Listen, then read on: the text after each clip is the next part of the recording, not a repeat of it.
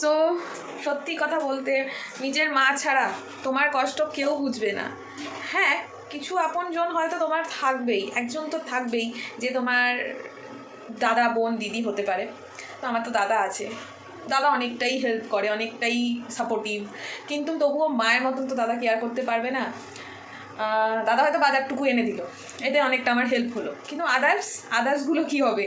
ছেলের কাল রাত থেকে জ্বর, জুনিয়রের বাবাকে তো অফিসে বেরোতে হয়েছে, আমি এইদিকে রান্না বসিয়েছি, মানে এখন প্রায় 2টো বাজতে যায়, রান্না আমার কমপ্লিট হয়নি, ভাতটা জাস্ট নামিয়েছি। আর এই দেখো এখানে শাক কালকের থেকে বাচ্ছি আর কাটছি, এখন অবধি করে উঠতে পারিনি।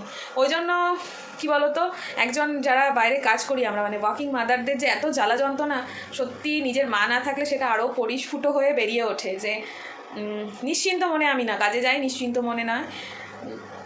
এবং কি বলবো, কিছু বলার নেই। হয়তো এই ভিডিওটা অনেকেই আমার ফ্যামিলির লোকেরা দেখবে, তারা অনেকে অনেক কিছু ভাববে, ব্লা ব্লা ব্লা, বাট আমার মনের কথা এটা। আর কি গেলো এলো জানি না, এই কারণে এই চ্যানেলে আমি ভিডিও দেওয়া মোটামুটি বন্ধ করেই দিয়েছি ফ্যামিলির লোকজনের জন্য। আজকে সাফ সুতরা একদম তোমাদেরকে বলে দিলাম, কারণ একটা ভিডিও ছাড়ি তারপরেই ওটা নিয়ে পিএমপিসি শুরু হয়ে যায়, মানে কি বলবো, পরনিন্দা পরচর্চা, এটা কেন ওইটা কেন সেটা কেন, ব্লা ব্লা ব্লা।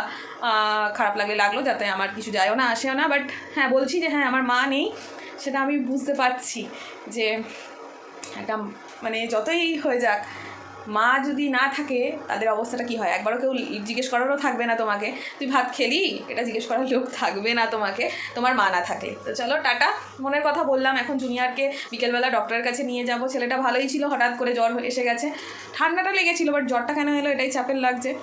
দেখা যাক কী হয়, জানি না কী হবে, ভগবান যা করবে ভালোর জন্যই করবে, কৃষ্ণ যা করবে ভালোর জন্যই করবে। সবসময় এখন পাশে বাম পাশে, ডান পাশে মা বাবা নেই, কি হয়েছে, মাথার উপরে শ্রীকৃষ্ণ ভগবান আছে, সেই যা করার করবে। তো চলো টাটা, সবাই ভালো থেকো, সুস্থ থেকো।